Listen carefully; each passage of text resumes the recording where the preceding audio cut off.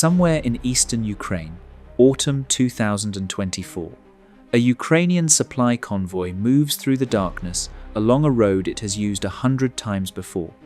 The driver keeps his lights off. He knows the route by memory. In the back, ammunition and medical supplies destined for troops holding a position 5 kilometers ahead. He cannot hear anything unusual.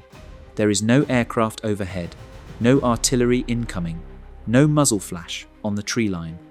The electronic warfare detectors mounted to the cab show nothing. No radio signals, no drone frequencies, no electromagnetic signatures of any kind. By every measure available to him, the road is clear. He does not know that 2 kilometers away, a young Russian operator is sitting in a camouflage dugout, watching a crystal-clear video feed on a small screen. The thermal signatures of the engines glow white against the dark road. The operator adjusts a joystick. He lines up his approach. There is no radio signal to jam. There is no frequency to disrupt. Between the drone and its operator, there is only a thread, thinner than a fishing line, lighter than a strand of spider silk, unspooling silently through the night air as the drone descends toward its target. The convoy driver never sees it coming. He never could.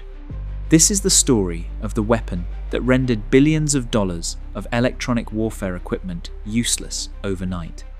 Assembled not in a classified government laboratory, but in volunteer workshops and improvised garages from components ordered on the open internet. So conceptually simple that military engineers dismissed it for decades as impractical, right up until the moment it started deciding battles. This is the story of the fiber optic drone, and it is not history. It is happening right now. To understand why this weapon matters, you need to understand what it replaced and what it defeated. By the end of 2023, the battlefield in Ukraine had become the most electronically contested environment in human history. Both sides were spending enormous sums on electronic warfare. Russia fielded systems like the Kursk, 4 ground-based jammers capable of disrupting signals across hundreds of kilometers. Ukraine had built an entire industrial ecosystem around electronic countermeasures, with production increasing by over 300 times in a single year. The reason was FPV drones, first-person view quadcopters, costing as little as $400 to build, that had proven devastatingly effective. A drone small enough to fit in a backpack could destroy a tank worth millions. They had transformed the battlefield, but they had one critical vulnerability. They communicated by radio, and radio signals can be jammed. By mid-2024, Ukrainian drone operators were finding that their hit rates had collapsed, not because their pilots were less skilled, but because Russian jamming had densified to the point where radio-controlled drones frequently lost their link before reaching the target. In some sectors, success rates had dropped below 30%. Operators would launch, watch the video feed turn to static, and know the drone had been swatted from the sky by an invisible wall of interference. Ukraine had spent years building a technological edge in drone warfare. By the summer of 2024, that edge was eroding, and the solution that would tip the balance had already been quietly developed, not in Kiev, but in Moscow. What arrived on the Kursk battlefield in August of that year would not announce itself with a new frequency or a sophisticated guidance algorithm. It would announce itself with something far more disruptive: silence. The principle behind the fiber optic drone is so simple it seems almost embarrassing. Instead of sending commands and video through radio waves, you run them through a physical cable. The drone carries a spool of fiber optic thread no thicker than a human hair that unwinds as it flies. Commands travel down from the operator, video travels back up. The entire communication happens at the speed of light, through glass, with zero latency and absolute immunity to jamming. Because there are no radio signals, none. The drone emits electromagnetic radiation so faint it is essentially undetectable. It cannot be jammed because there is nothing to jam. It cannot be spoofed because there is no frequency to spoof. The electronic warfare systems that had cost both sides hundreds of millions of dollars became, in an instant, entirely irrelevant. The concept itself was not new. The American Tau missile, introduced in the 1970s, trailed a copper wire to transmit guidance corrections. Israel's Spike missile used fiber optic cable in the same way. The physics were well understood. What nobody had seriously attempted before was applying it to a free-flying kamikaze drone.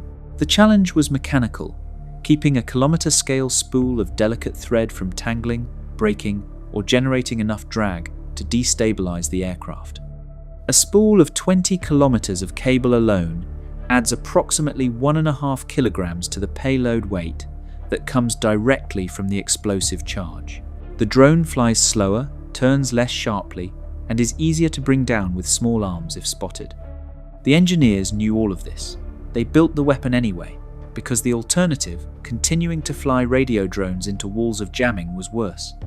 What happened when they deployed it in Kursk in August 2024 was not a gradual revelation, it was a collapse. Ukraine's Kursk incursion had been one of the most audacious operations of the entire war.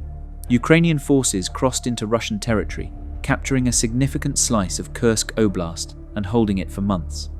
It was a strategic shock, a propaganda triumph, and a serious military embarrassment for Vladimir Putin. But it created a critical vulnerability.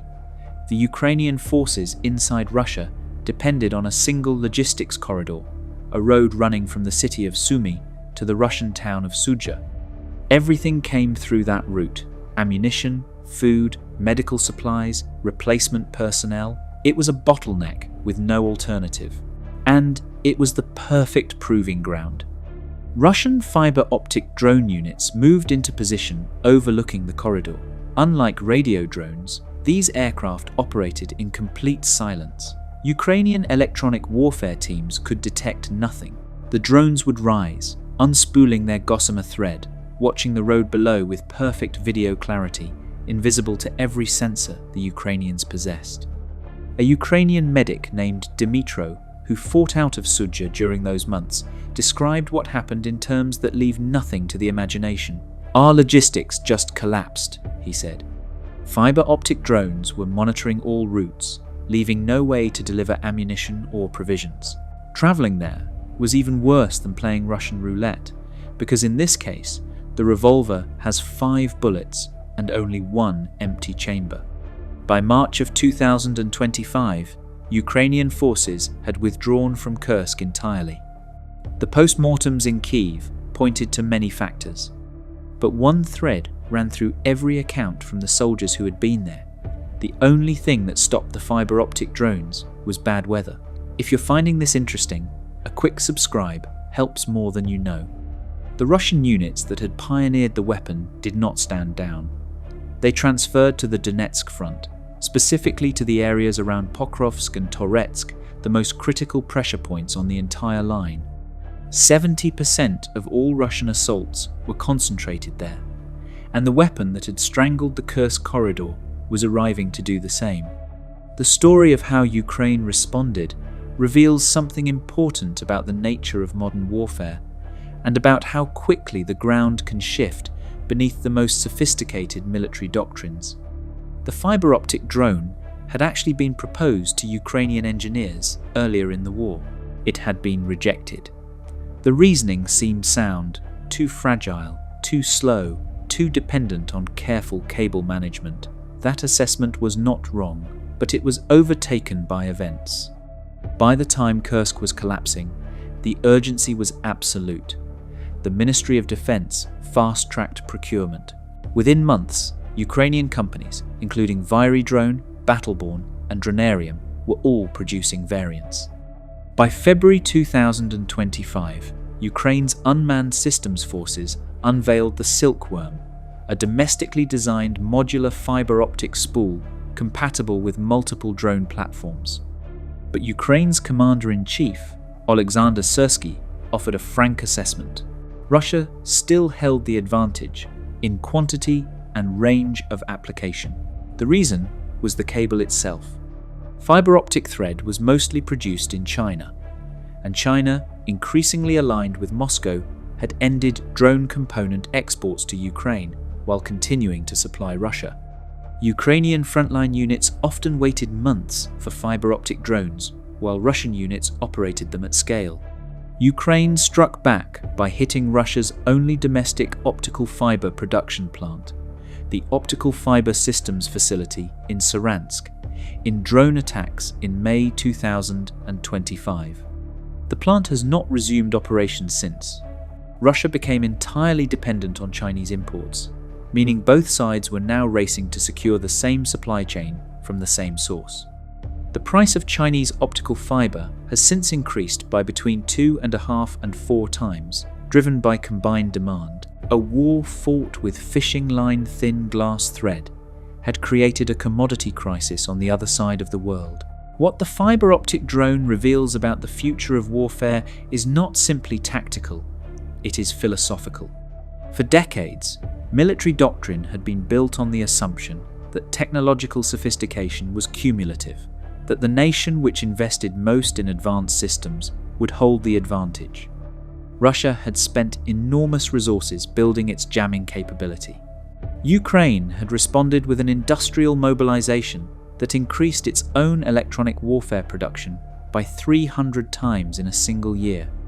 And then, a volunteer engineer with a spool of fiber thread from a Chinese supplier rendered the entire contest beside the point. An International Legion pilot, known by the call sign George, described a mission in the autumn of 2024 that captures the weapon's psychological weight precisely. His fiber optic drone was sent into an area saturated with Russian jamming, a zone where radio drones simply ceased to function. He flew through the interference as if it were not there, guided by light signals travelling down a thread no thicker than a human hair. "That first time I used the fiber optic," he said afterward, "I never wanted to go back to the regular." As of today, Chinese People's Liberation Army units are reportedly incorporating fiber optic drones into their arsenals. The technology has been observed in Mali and Myanmar. NATO's Innovation Challenge for 2025 was devoted entirely to finding a counter. Proposed solutions range from barbed wire lines with battery-driven rotors designed to snag cables, to acoustic sensors and experimental AI detection systems. Some are ingenious, none are definitive. The US Army's own assessment concluded there is no silver bullet. The fields outside Pokrovsk are covered in something that was not there before. Lying in the churned mud, catching the light on clear days, are the discarded threads of spent fiber optic spools.